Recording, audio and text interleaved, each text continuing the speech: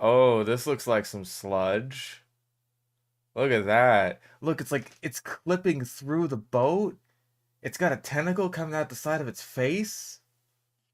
Elephant looking monster. Oh, that's Platybelodon. Yeah, that one's actually real. This is AI generated garbage. This right here. Oh, you can't see my mouse. This whale monster thing, that's AI generated garbage. Animals you're glad are extinct. Jatelopterus. And that looks like a mix between a fucking that's the one sea scorpion that Nigel Marven pulled out in the Ordovician, and also like a vinegaroon.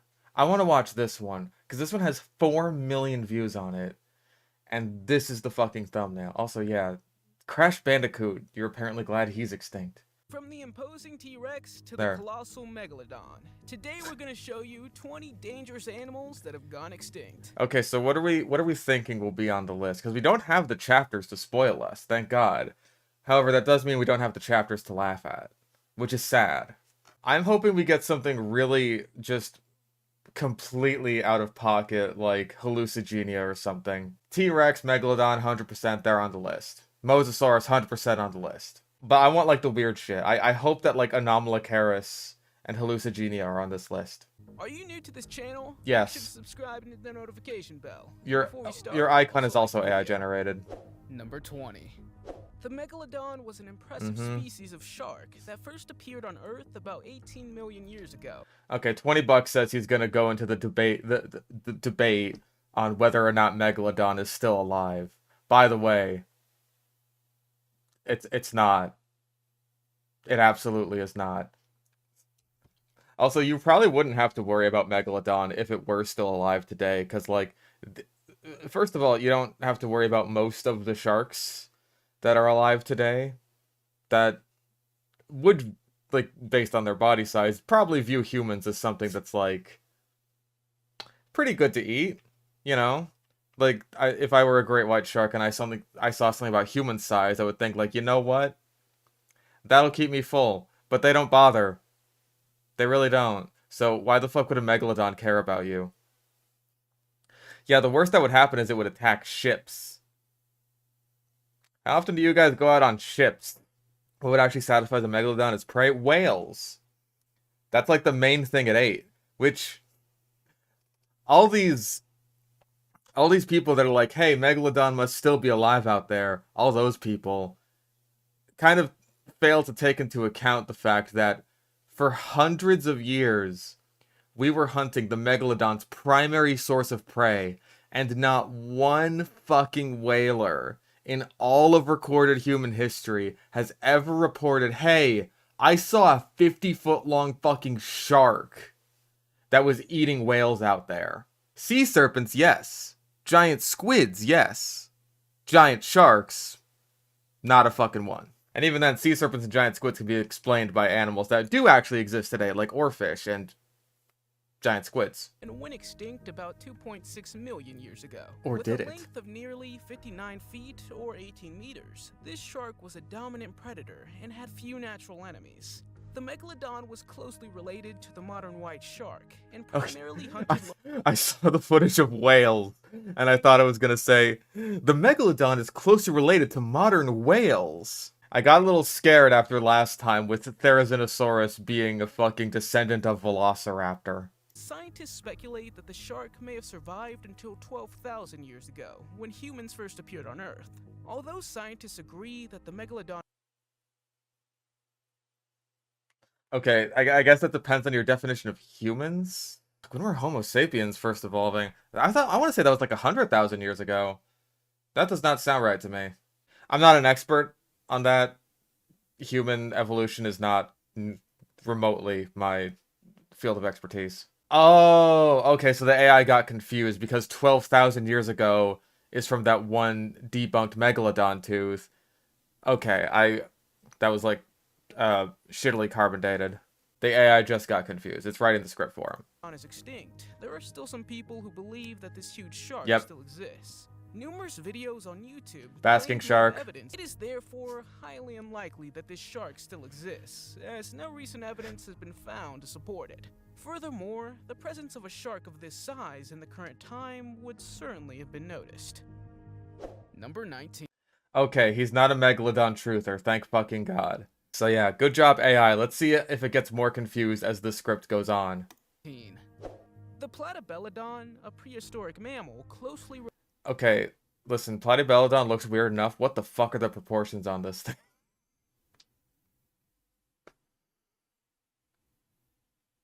Look at it. It looks so fucking stretched out. It's like, it's got like a line of action on it or something. Ah, Patty the Platybelodon! related to today's elephants, roamed in large herds between 23 and 4 million There you years go. ago That's across what one Africa, looks like. And see, Europe, there's great blue Asia, on his and back. North America. It was a huge herbivorous elephant, known for its peculiar shovel-shaped lower teeth. The What is this Platybelodon animation? lived in the marshy areas of the savannas and could reach up to 20 feet or 6 meters in length. Also, marshy areas of the savannas. Those are two basically completely different biomes, but whatever. Yeah, no, this is a real species. Like, it is this weird, elephant-like thing. I totally forget the name of the group. Like, is it Proboscideans? I'm not an elephant expert. Yeah, this is one of those animals that's like, why am I glad this is extinct? Just because it's kind of ugly? Gomphotheres, thank you. I don't know, I can't imagine this being any more or less dangerous than a current modern day elephant. Do they know how dinosaurs looked like just from putting the bones back together? Is there a chance to put it back wrong? Yes. That's happened a lot in just history. Like, probably the most famous example of this is Iguanodon, when they reconstructed it as this big lizard that had like a horn on its nose, but then it was just like, oh wait, the horn, quote unquote, is actually its thumb. It's like a big spike on its thumb. A lot of that just comes down to the fact that, one, the fossil record is notoriously incomplete, and a lot of species are known from basically one specimen. Sometimes it's a very good specimen, like Carnotaurus, which is most of the animal except the lower legs, I think. But a lot of things are debated, like integument covering or amount of muscle or fat distributed. So that's why you're seeing that's why you see something like the Jurassic Park T-Rex, which is like the fenestra holes are a lot more closely, they're a lot more shrink wrapped, right? Compared to like something like the prehistoric planet T-Rex, which is a lot chunkier. It's a big chunky boy. Yeah, not to mention with things like dinosaurs in particular, we don't really have a lot to go on in terms of like modern day analogs, right? Like, that's one of the big things. It's like, if we find a big extinct crocodile thing, yeah, it's gonna look like a crocodile, what the fuck ever. If we find something that's like a big bird crocodile lizard thing, we're scientists in the 1800s, what the fuck is this? Then yeah, it's gonna take us a little while to put the pieces together. How many dinosaurs do you think haven't been discovered? Uncountable. It is uncountable. Because there are so many biomes that do not preserve fossils. Things like tropical rainforests, massive sections of, I mean, this is not dinosaurs really, but massive sections of the ocean that aren't really accessible to us for us to like dig through fossils for. All gone. All gone. Ah, it's so, like, I think about that sometimes, and it just fills me with complete dread and disappointment. I wish I could go back in time and know what was back there. I wish I could know the unknowable, do the impossible, see the invisible, row, fight the power. Although it looks like its tusks were designed for a different purpose, the Platybelodon used its teeth to graze on grass, leaves, and tree bark. Okay, we're doing this shit again, where it's like, hey, this thing has really big teeth, but it's an herbivore. Like, bro, we got elephants.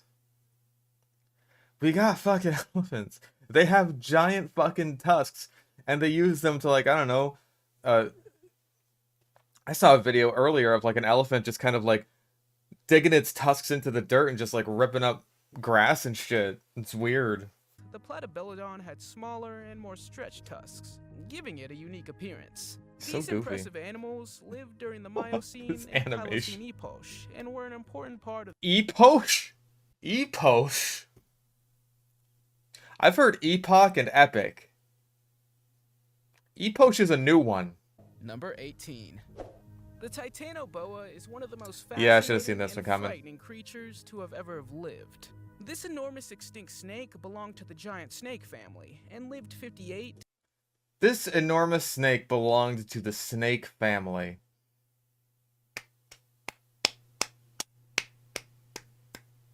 Well done. Good job, AI script. Like, I get that the fucking layman viewer isn't gonna understand, like, you know, different snake clades or whatever. It's not gonna understand. They're not gonna understand different snake families. You could fucking try, dude. Just say it's like a fucking constrictor. You know? I mean, like, they're probably gonna go into that. They're probably gonna say, like, it's non-venomous. They measured almost 43 feet, or 13 meters in length, and weighed up to 2,500 pounds, or 1,135 kilograms. Fossils of this giant snake were only I don't know how accurate those weight estimates are, but that seems like a bit much. I don't know. They're probably using, like, anacondas as a reference for that, because anacondas are ridiculously heavy, and as far as I'm aware, like, the closest living relatives to Titanoboa, or at least, like, the closest analog we would have today, because I'm pretty sure the idea is that Titanoboa would have been, like, primarily aquatic, the same way anacondas are. Like, they can go on land, but they would spend most of their time in the water just because they are such massive fucking snakes, and most of their prey is in the water anyway. Interestingly, the huge size of this animal was likely due to the extremely hot climate of that time. The Titanoboa's Its size was due to the hot climate. How? I've never heard of size being linked with temperature and climate. I've never heard of that before. I've heard of that in regards to, like, you know, insular dwarfism and insular gigantism, deep sea gigantism. Really, a hot climate for, like, an ectotherm like this would just mean it could be potentially more active at, I don't know, more times in the day or whatever. That's really fucking weird. Why would you say that?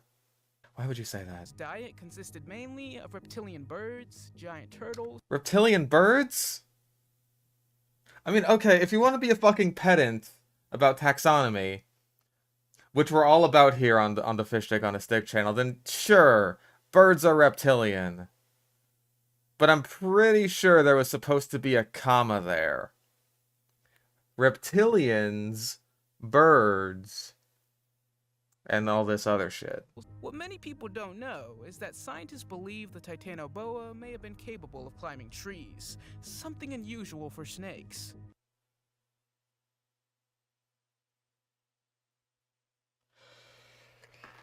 Okay. First of all, probably no. This is a 50-foot long snake that weighed, as far as your estimates go, around 2,000 pounds. This was not climbing trees. Second of all, that is not even remotely unusual for snakes. Not even a little bit. Snakes do that shit all the time. There are snakes named after the fact that they climb fucking trees. This is not even unique among constrictor snakes. Look at a fucking emerald tree boa, which, by the way, if you couldn't tell by the name, climbs in trees. You stupid. Or hey, how about the green tree python? Unusual because of how big it is? He's just saying that for all snakes in general, though. Like, again, that is being too generous to the shitty AI script. He said that is unusual for snakes, not unusual for a snake of this size. Fossil remains of a closely related snake were found to have the ability to climb and take refuge in trees. Was this closely related snake 50 feet long and 2,000 pounds? Again, an emerald tree boa is closely related. A green tree python is closely related. Hell, super dwarf retics are closely related. Another interesting fact is that the scientists have discovered that the Titanoboa had a high oxygen demand. This is because the snake's gigantic size required a tremendous amount of muscle power to move. To operate those muscles, the Titanoboa needed a lot of oxygen, so the animal probably lived near aquatic areas where humidity was high and there was more oxygen.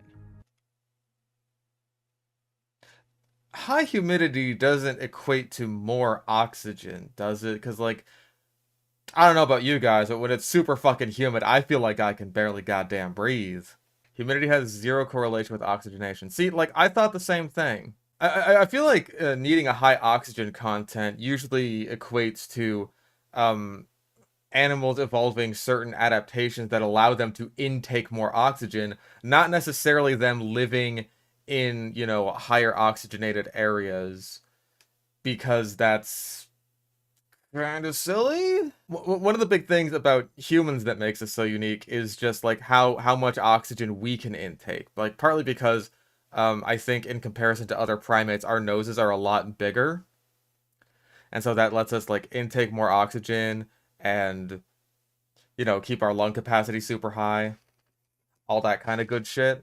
And that allows us to be very good pursuit predators, which is what, you know, led us to hunting a lot of Ice Age megafauna and shit like that, and the propagation of human civilization, yada yada yada yada yada. So yeah, I really think that if Titanoboa did need such high amounts of oxygen, which snakes in general, just as far as I'm aware, kind of don't. As far as I'm aware, the reason that like you can cut off a snake's head and they'll still move around for quite a while afterwards is because like they're still going on all that oxygen in their blood. Like I'm pretty sure they're extremely efficient at using oxygen.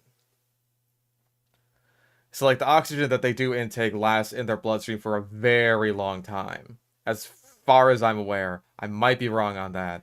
Yeah, I'm pretty sure this is all just random bullshit. And like associating all of this with humidity in particular is very stupid.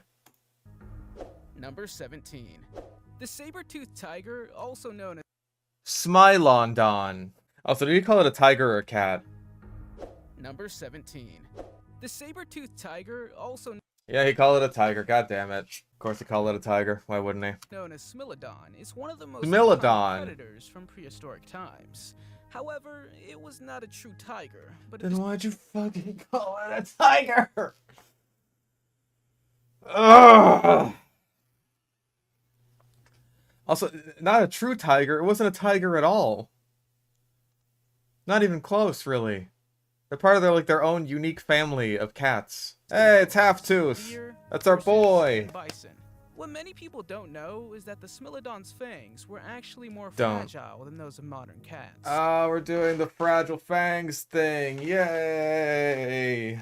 I find the whole saber-tooth cat fangs a really fragile thing to just be kind of funny. Because it's like, why'd they put them on their face? People say that saber-tooth has fragile teeth. That's been a thing that's been going around for a while. Like, we just saw Half-Tooth in the Walking with Beasts episode.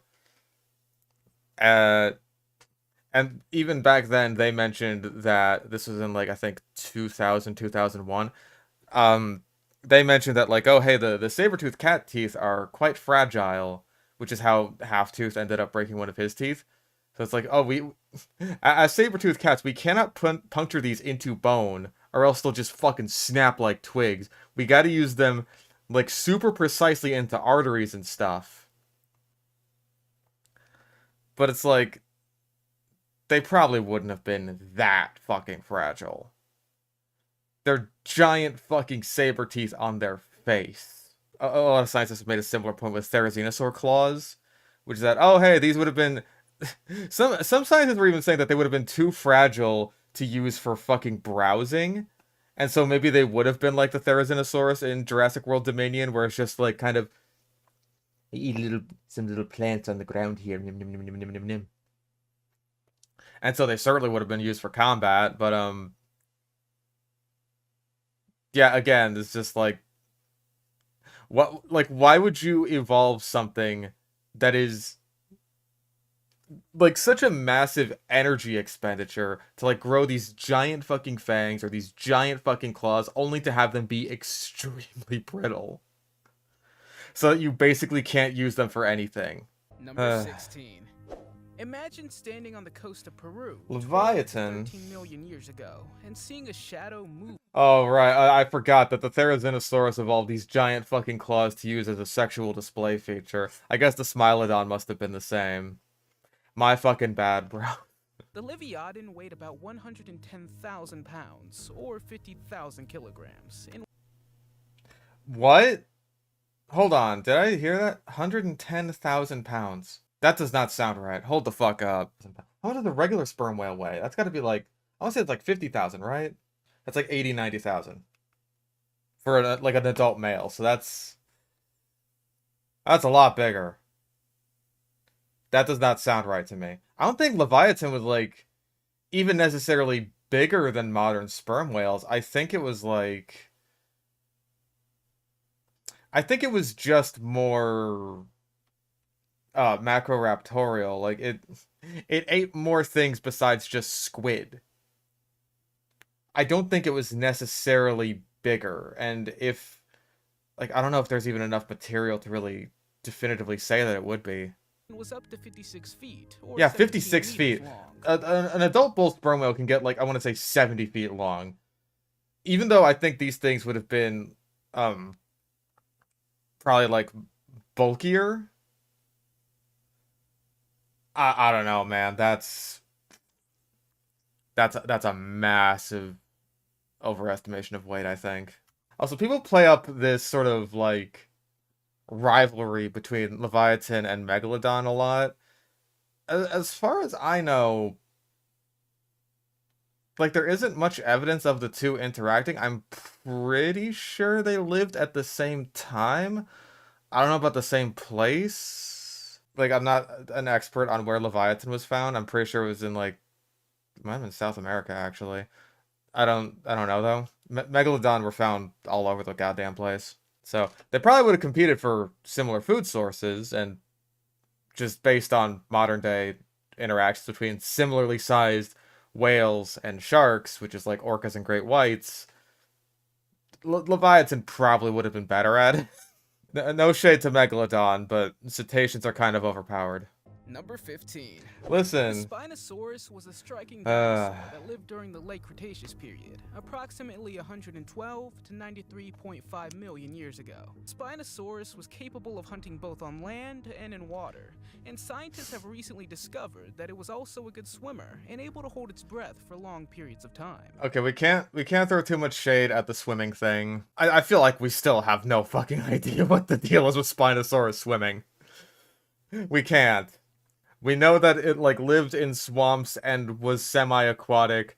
Everything beyond that is like, as far as I'm concerned, it's a crapshoot. And yeah, of course we have like the land predator Spino mentioned, but it's like it's not that Spinosaurus couldn't hunt stuff on land. It's just that like if given the choice, it wouldn't. Tail's literally built for swimming. Why couldn't it swim? People are going back and forth on the paddle tail thing, because some people are saying that the paddle tail is just a display structure.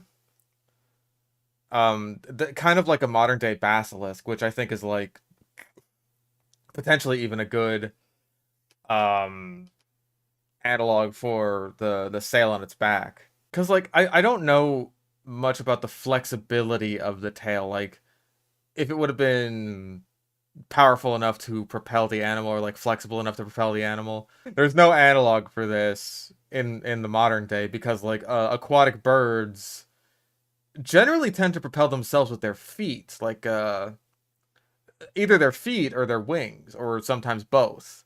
Like even back in the Cretaceous, you had Hesperornis, which was using its giant ass feet as like really big paddles. And in the modern day, you have like penguins who use their foreflippers. So there's no analog for, like, obviously birds have incredibly reduced tails. So there's no analog for that in terms of just like modern day semi-aquatic bird behavior. So you'd have to go with crocodiles. And I don't know what research has been done on Spinosaurus tail that would make it analogous to a crocodile tail. From what I've seen, the bones seem very like tall and thin, so I don't know, like I want to say crocodile tails are more robust, But like I don't do my research before I watch these fucking sludge videos. Well, So it's believed that the Spinosaurus primarily ate. Lance is probably right that it would have been more of a wader, like a shorebird, like a heron or something. So I'll wait for more research to come out. Like hell, I'm not even fully convinced that the model of Spinosaurus that we have, like as we speak, isn't at least somewhat chimeric. Because like we're mixing together bones of like the old Spinosaurus, Egypticus with all the stuff that's being found in Morocco, and I have no fucking clue what's going on anymore. I'm just gonna wait. Fish, there's ongoing debate about whether it also hunted smaller animals on land. Interestingly, You many just said early. it did. You just said it could hunt on land and in water. An interesting fact is that some scientists suggest that it was the largest meat-eating dinosaur that ever lived. Measuring Lengthwise. this means that the Spinosaurus was likely larger than the famous T-Rex. Lengthwise. Number 14. The Tyrannosaurus rex, also known as the king of the dinosaurs, continues to fascinate people from all over the world to this day.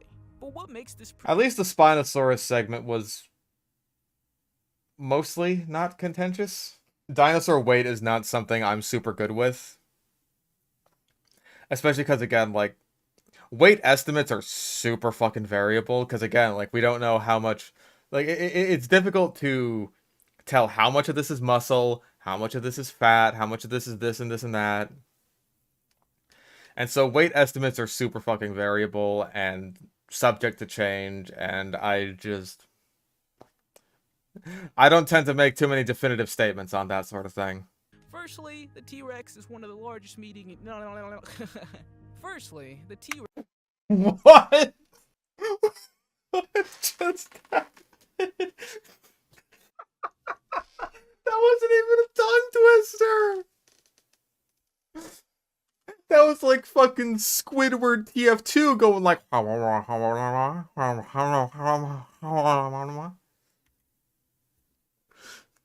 We have to listen to that again. I have to know if that was like an AI fuck up or what.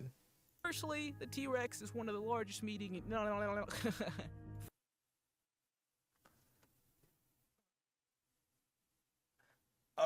Okay, I'm like 80% sure that this is an AI voiceover, and he put that in on purpose to make it sound like a real person. T-Rex had strong and high hind legs that allowed it to move remarkably quickly. Talk about Its the tiny forelimbs arms. were actually quite powerful, That's an despite their Ablesaur. small size, and could grip prey while it delivered its deadly bite. Moreover, the T-Rex had an... Could grip I feel like we always have to do the thing where we talk about T-Rex's tiny fucking arms. Okay, he is right in that T-Rex's arms were quite powerful despite their size, unlike something like an Ablesaur, which is basically vestigial. They may as well not have arms for all the fucking difference it makes. Although they do have the ball and socket joint in their tiny little arms, which does tell us that they were articulating their arms, which may have been for display features like we see in Prehistoric Planet. That's honestly probably it, because like seriously, what the fuck? What the fuck else would they possibly be good for? Although I do think it's kind of odd that like Carnotaurus has like obvious display features over its eyes, and then it also has like the arms display features. Like, hey, far be it from me to say like, oh, you have too many display features when something like a bird of paradise exists. So, it is what it is. Yeah, some people say that they might be for getting up after like having a big ol' sit or a lay down. Like again, you have to consider ablesaurs. Like they did not have that function in their arms, and yet they're also able to uh get up and groom themselves and shit like that. So it's one of those highly debated things. Like, what does it need these strong arms for, or do the arms even need to be strong? Is that just kind of like a leftover trait? Who knows? Not me. Something interesting that not many people know about the T-Rex is that some scientists think it had a feathered coat. This feathered coat may have provided protection against parasites and diseases. While there's no direct evidence of feathers on T-Rex fossils, feathers have been found on other theropod dinosaurs closely related to the T-Rex. However, much more research is needed to find a definite answer.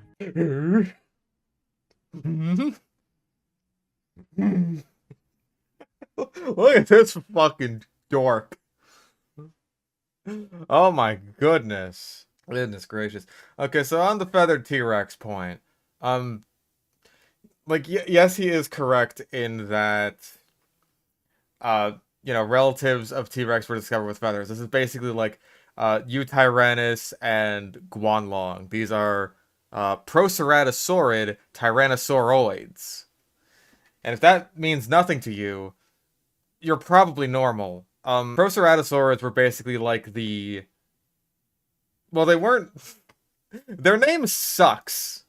Because they're named after Proceratosaurus, who is named such because, like, it's named after an incomplete skull, which has, like, a little tiny nose horn on it, which was probably more of, like, a crest that went down the length of the head, more like Guanlong. But it's like broken off at the tip. Something similar was done with Ornitholestes, where like its nose was basically gone in the fossil, so they're just like, hey, maybe it had like a little horn there, like they depict in Walking with Dinosaurs. These guys are real old in comparison to T-Rex, so there is a distinct possibility that just like, T-Rex may have lost its feathered coating over time, and we do have some fossilized skin impressions of T-Rex that show it had basically scales in like certain areas of its body, like around its tail and its, I think, stomach and feet. And also, I think, maybe the face. I don't remember all of the spots where T-Rex scales have been found. And so that's led to this semi-popular reconstruction of T-Rex that has like this kind of cape of feathers going down its back.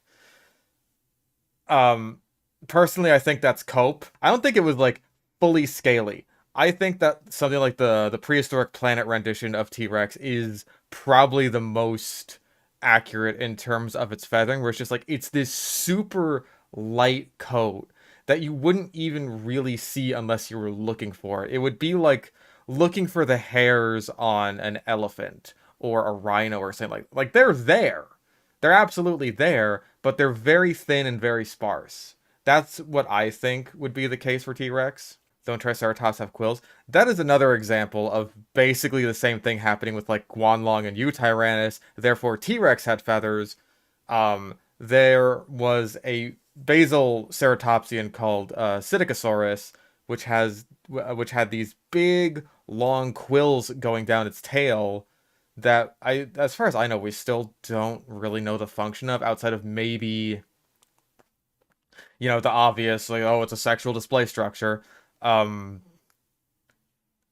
hell, maybe they were used like porcupine quills. Who the fuck knows? Like, that would be kind of fun. So people are like, hey, maybe later ceratopsians also had quills, which maybe all marginocephalians did. I also see Pachycephalosaurs reconstructed with quills quite frequently. There are a lot of Triceratops skin impressions, which display like a bunch of different the types of scales, including ones that are called nipple scales, which I just find very funny. Those are like big, prominent scales. I don't think there's anything to suggest that like these nipple scales may have housed like quill structures, as far as I'm aware. So maybe Triceratops or other ceratopsians had quills. I don't know. That is a big fat I don't know. If there's like a Triceratops mummy that gets discovered, like some of those hadrosaur mummies, oh, dude, I'd be stoked seeing that. Especially if it had something like quills. That'd be like, that would be rad. I think it would be cool if they did, because it's just like, I think it looks visually interesting. But yeah, like as far as quills and ceratopsians go, after like Psittacosaurus and its relatives, maybe. But that's the best I can give you. If the T-Rex did indeed have feathers, it would drastically change our view of this prehistoric animal and Not really. its place in the evolution of birds. Not really. Additionally, scientists have discovered that the T-Rex shared some physical characteristics with birds, such as hollow bones and agility comparable to that of a modern bird. Okay, first of all, hollow bones are a trait of literally every single dinosaur. More or fucking less, right? I think the dinosaur with the densest bones that we know of is a fucking penguin. Second of all, agility similar to that of birds. No. Just no. Maybe a fucking kiwi. But yeah, like, agile is not the word I would use to describe T-Rex. I wouldn't describe it as lumbering, but it's not agile either. Certainly not to the degree of a bird. Number 13. The Mosasaurus was Yeah. one of the largest. The Mosasaurus was a formidable hunter and preyed on fish, large sea turtles, smaller monsters. What the fuck is that animation? It's like a giant squid eating a baby Mosasaurus, and the bigger Mosasaurus just comes out and fucking eats it. Additionally, the Mosasaurus was Or maybe it was reportedly Scrotum an Humanum, I don't even inspiration know. for the mythical sea monsters that appear in many stories. What? This was reportedly the inspiration for the mythical sea monsters that appear in many stories. In the 18th century, it was not yet known that these were extinct animals. Therefore, it was believed that monsters had lived in the seas in the past, and the Mosasaurus was seen as evidence of that. Okay. Okay, this part I do know some stuff about. Basically, scientists back then didn't really have a concept of extinction yet. Like, they certainly didn't, as far as I know, didn't have a concept of things like evolution, like things going on over millions of years. They didn't really have a concept of things like living far, far in the past and not really being alive anymore. They didn't have a concept of that, so it's just like, oh, I mean, maybe this thing must still exist.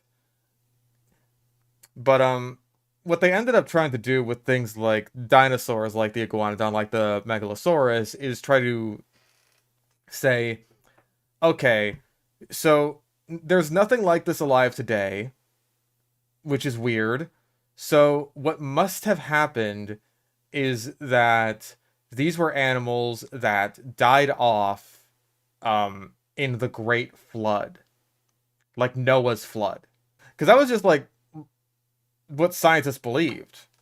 It's just like, yeah, the Bible happened. Duh. What the fuck else do you think happened? So, kinda? I'll give this one a kinda.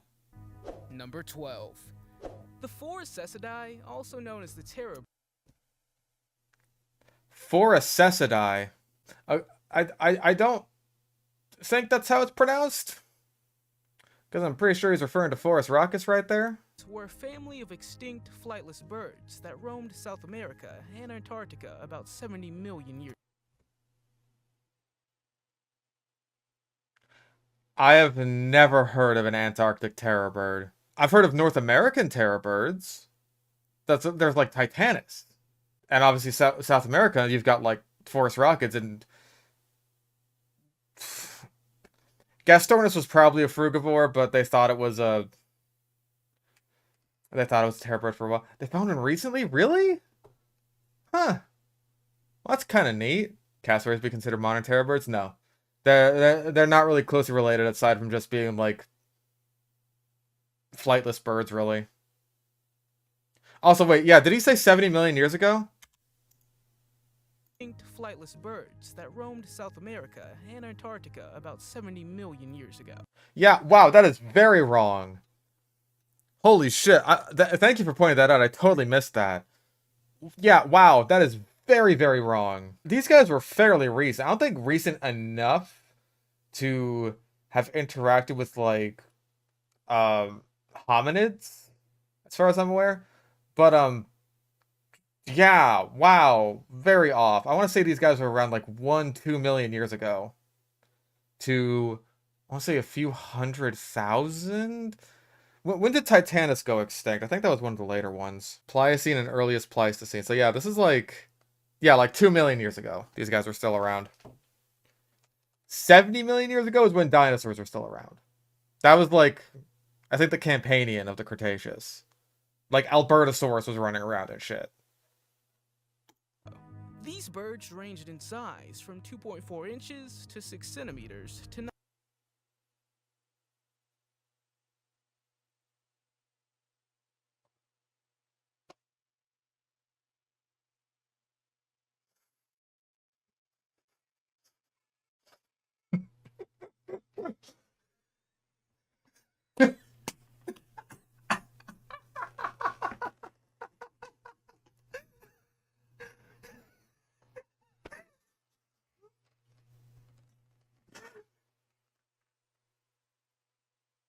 Hold the fuck up.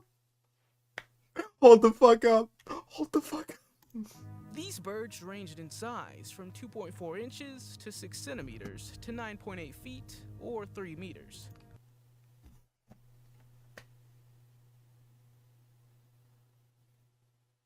Oh wow, it got confused there. Oh my god, the AI got so confused. That is like all of bird measurement. Bro, that is like the size of a fucking bee hummingbird. I'm pretty sure that the little Gastornis chick in Walking with Beasts that got eaten by ants was bigger than like 2.5 inches. What the fuck are you talking about? Oh my god. Holy shit. I'm going to guess that it was like, maybe it meant like between 2 feet. 2 feet tall, right? That seems like a reasonable estimate for like a small terror bird, right? I'm not a terror bird expert, but you know, like knee height ish. Sure. These birds ranged in size from 2.4 inches or 6 centimeters to 9.8 feet or 3 meters. Hold the fuck up. These birds ranged in size from 2.4 inches to 6 centimeters to 9.8 feet or 3 meters. These birds ranged in size from 2.4 inches or 6 centimeters to 9.8 feet or 3. Unlike other birds, the terror birds did not have wings but had strong. You know who else has dementia? You know who else has dementia? And yes, by the way, they do have wings. Literally, like, all birds have wings. Kiwis have wings. Terror birds had wings, they just couldn't fly with them. You stupid. Oh my god. This is like the worst segment so far. It's gonna get worse from here, because the AI is going to get even more confused. As like it keeps going and going and going and forgetting shit. An interesting fact that many people do not know about the terror birds is that they have discovered that terror birds with long and slender beaks probably ate insects and small animals, while those with short and powerful beaks likely hunted larger prey, such as other birds and mammals. This insight has contributed to a better understanding of how terror birds fed and thrived in their prehistoric environment. I find it very difficult to imagine a very large terror bird eating insects. I mean, maybe it would eat them as like a snack or something, right? Like, Jesus Christ, that was the worst segment so far. Yeah, like Kalenkin eating fucking bugs. Like, nom, nom, nom, nom, nom, nom, nom. Oh, I fucking love eating bugs. Oh, you can't eat what ain't bugs. Just the bird equivalent of a fucking giant anteater. You know, speculative evolution, guys. Get on that one. Like a terror bird, but it's a giant anteater. It's using like its giant claws to dig through fucking termite mounds. It's got like one of those big tongues. Get on that. Number 11. The Megatherium was a colossal sloth that once roamed the lands of South America and was as large as an elephant. Why am I glad this is extinct? Megatherium is fucking radical. How dare you? I am not happy this is extinct at all. Despite its size, the giant sloth mainly fed on plants and used its powerful claws to pull branches off trees. We're doing it again. We're doing it again. Despite being only 13% of how fucking big this thing was, it only ate 50% of plants. Fuck off. I am so sick of just like, hey, it was big. Why wasn't it fucking eating everything in sight? Why was it only eating plants? Why is that surprising? Fuck off. But what's even more intriguing is that scientists are currently debating whether the Megatherium could move on two legs and be carnivorous, adding a new layer of mystery.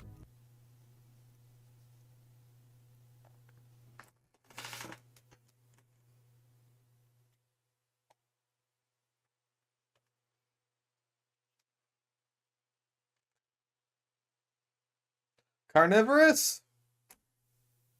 You first of all, you just said this was an herbivore.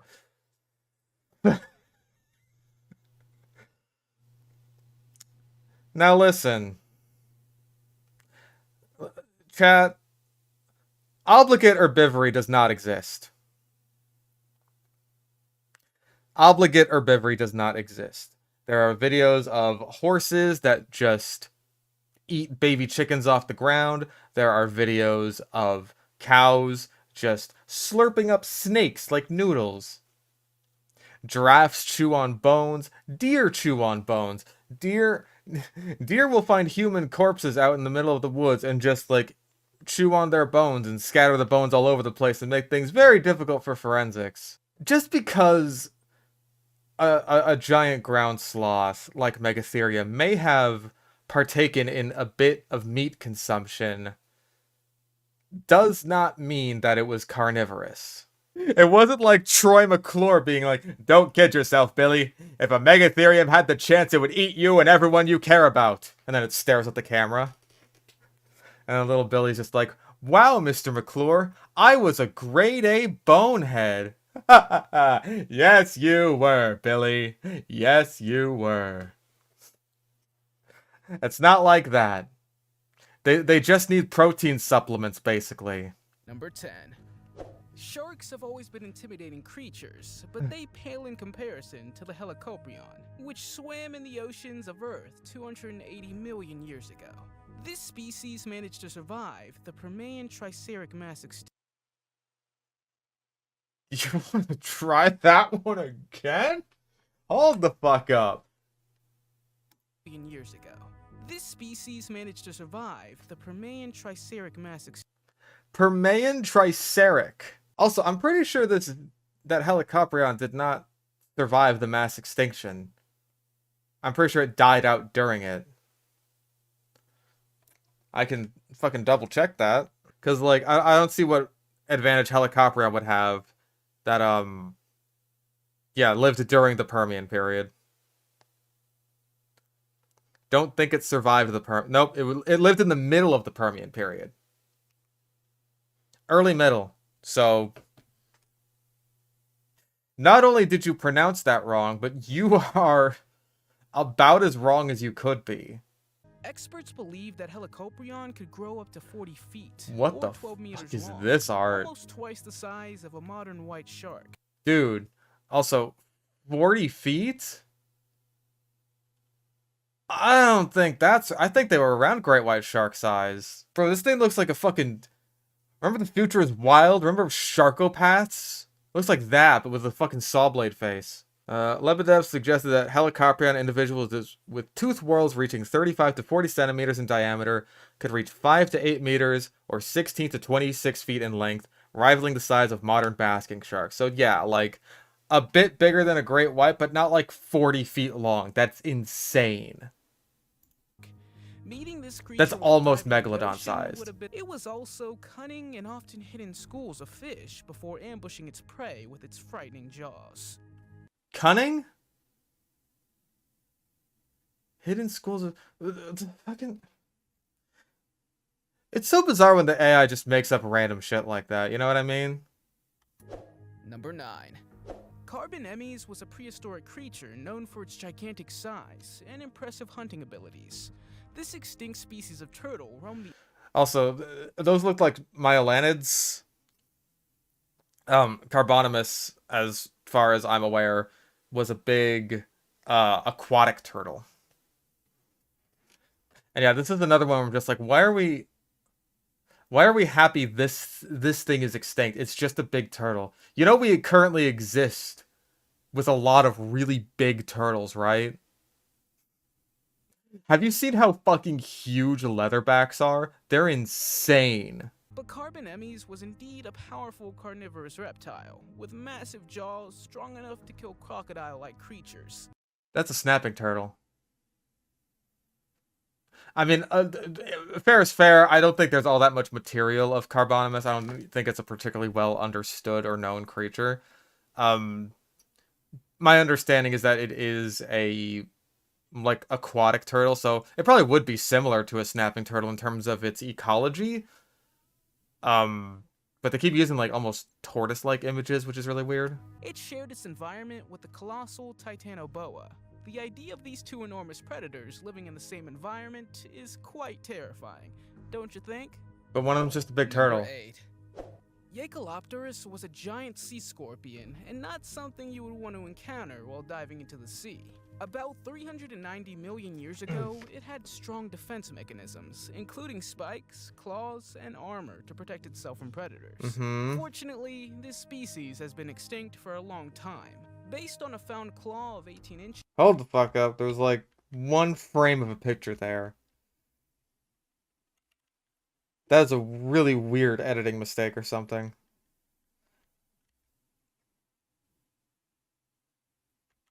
Literally one frame.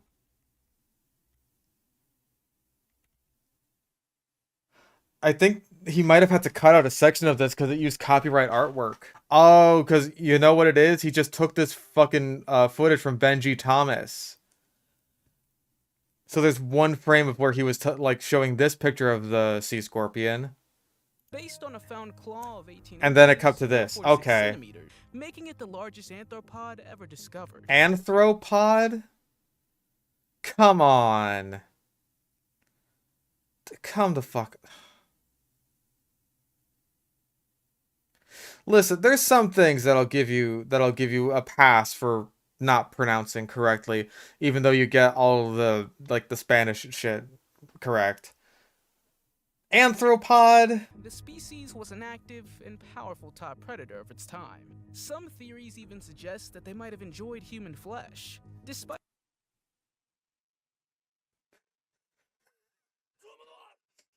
Guy with a pie donated $15 for putting up with this AI sludge.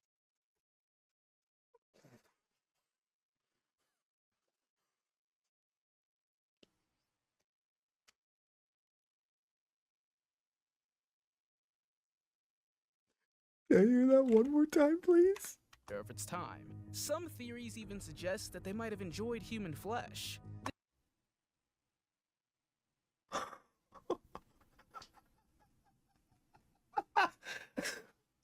I want to see that paper. I want to see the paper that this fucking scientist wrote where he's just like, yeah, sea scorpions would have loved the taste of human flesh. I've proven it. I've proven it. I genuinely can't tell if like fucking 2-inch tall terror bird or sea scorpion eating human flesh will be the better fucking thumbnail for the fish stick on a stick video of this. Number 7. The Quetzalcoatlus is a pterosaur that ruled the Quetzalcoatlus skies with its enormous size, making it the largest flying creature to ever have lived on Earth. It's debatable. A lot of Asdarchids kind of fall into the same general size category.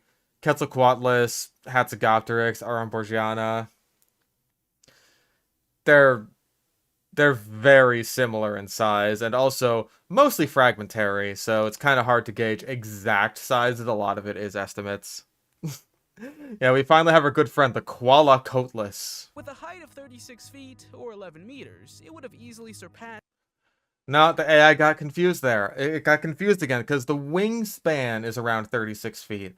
Quetzalcoatlus, I want to say, was around 15-ish, maybe 18 feet high. It was about as tall as a giraffe. Its wingspan was into 30 feet long. Its height was not. But again, that's what happens when you write your scripts with AI. The AI gets fucking confused. Scientists estimate that this incredible creature could fly for days, high above the Earth's surface, with a weight of about 440 to 550 pounds. Or That's about right.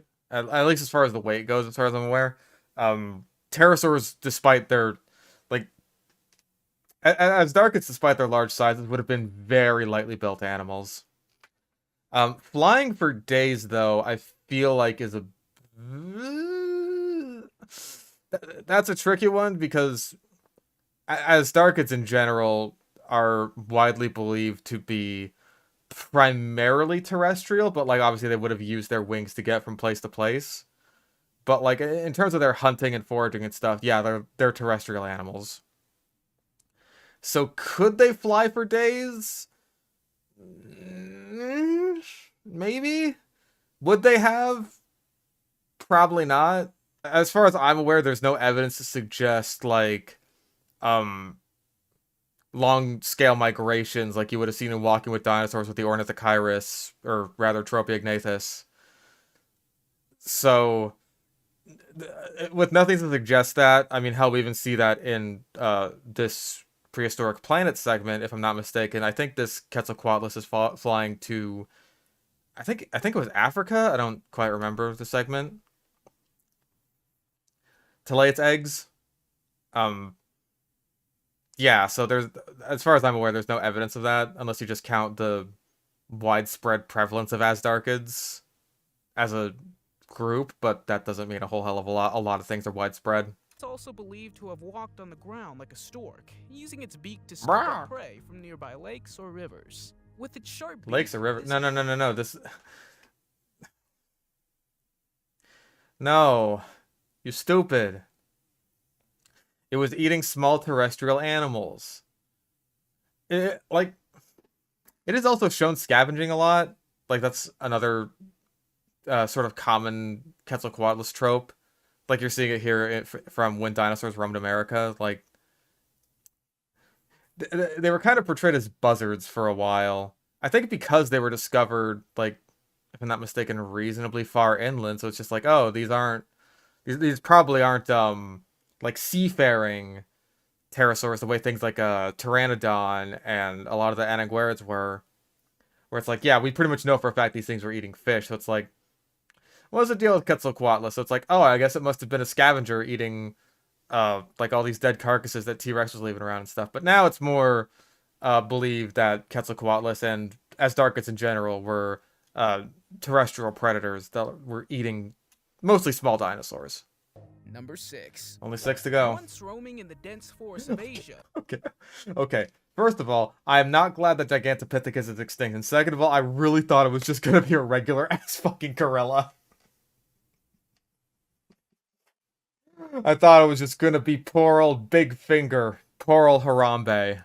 $10 says we're absolutely going to get something talking about how the Gigantopithecus could still be alive today, and that's where legends of like Bigfoot and the Yeti come from.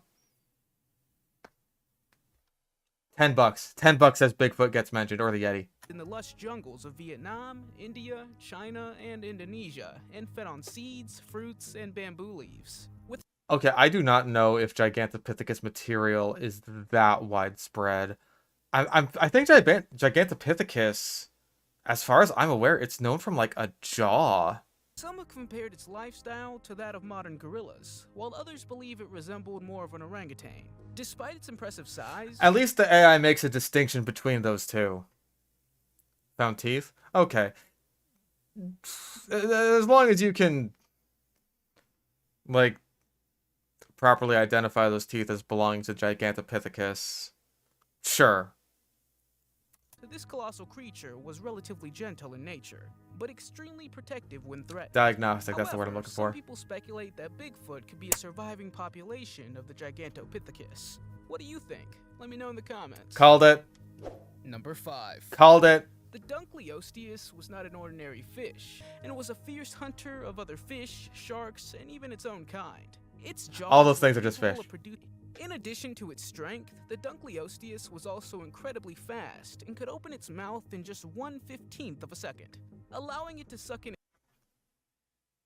Where the hell did you get that number from? 1/15 of a se- He's like Zesty talking about fucking sniper quick scopes. We gotta nerf Dunkleosteus. It opens its mouth too fast. I don't think it's gonna talk about the shrimp dunk. Fortunately, modern swimmers no longer have to worry about encountering this monster from the depths. Nope, Four. didn't mention it. Centipedes can come in all shapes and sizes, and some can be Again, like, they use footage of modern animals, I'm just thinking, like, this is a regular old millipede. Look at him. He's just vibing, eating detritus and shit. Being stinky. Imagine living in a time when Arthropleura roamed the earth. This gigantic centipede. Okay, this weighs guy- 300 This guy cannot say arthro. He says anthro and artho, not arthro. He can't do it. It could grow up to 10 feet or 3 meters long. In fact, Arthropleura is the He largest said it! vertebrate, partly due to the higher oxygen levels in the atmosphere at the time. Despite its enormous size, Okay, like that. We were talking about the oxygen thing earlier today. Like, with bugs, I think that matters a lot more just because of the way that they intake oxygen. If I'm not mistaken, again, I am not an expert on this, and during the Carboniferous, especially when Arthropleura and all these giant arthropods lived, basically the entire fucking world was like a forest. Except it wasn't really trees, it was more like giant horsetails that were sort of trees. I mean, not that trees means anything. Like oxygen levels back then were super high because everything was just trees. Like the name Carboniferous comes from the fact that's like that's where we get our coal from because it was just so much fucking trees back then. And then like immediately afterward, like right at the end of the Carboniferous, the entire world turned into a fucking snowball, which I think is just like, I think that's just kind of funny. Like, you go from this lush, tropical, fucking swamp jungle planet to snowball planet within a few million years. Tough luck for the giant bugs. fossil evidence suggests it had glandular pores along its body that could secrete a toxic substance to deter potential attackers. The fuck did you get that from? I don't think that's correct. I think you just got that from modern millipedes. I cannot imagine an Arthropleura fossil like preserving so well that you could see like small glands on it where like fucking millipede acid would come out of. Would it need protection from? Mostly big amphibians. Big amphibians were kind of like the sort of apex predators around that time. Just not necessarily in the entire world, but like on land where things like Arthropleura lived. Reptiles were still quite small. Arthropleura was pretty much the biggest in terms of terrestrial arthropods. So it didn't really have much to worry about from anything like, I don't know, the big dragonflies like Meganeura or whatever, unless it was maybe a baby, but even then I think if Meganeura is anything like modern day dragonflies, it probably would have been hunting airborne prey, so probably not a whole hell of a lot to worry about there. I apologize to all the Walking with Monsters fans out there. Megarachne, the Mesothelae, rather, didn't really exist. Megarachne was actually a freshwater sea scorpion, not a giant spider. I was disappointed too, trust me. Meganeura, a prehistoric insect resembling a dragonfly. Okay, listen. If you're like, oh hey, you're glad this is extinct because it's gonna fucking kill ya. Why is big dragonfly above shit like fucking Megalodon and T-Rex? Hallucigenia is gonna be on this list. It is. I know it. 5 inches, or 8 to 12 centimeters, Meganeura had a wingspan of 2 feet. Meganeura had a wingspan of over 2 feet, or 60 centimeters. Fossils of the insect were Hold on, has he said this 3 times now? Existed. It had an astonishing size of 28 inches, or 70 centimeters. Unlike modern dragonflies, which reach a size of 3 to 5 inches, or 8 to 12 centimeters, Meganeura had a wingspan of 2 feet. Meganeura had a wingspan of over 2 feet, or 60 centimeters. Fossils of the insect were discovered in 1880 and 19... You know who else has dementia?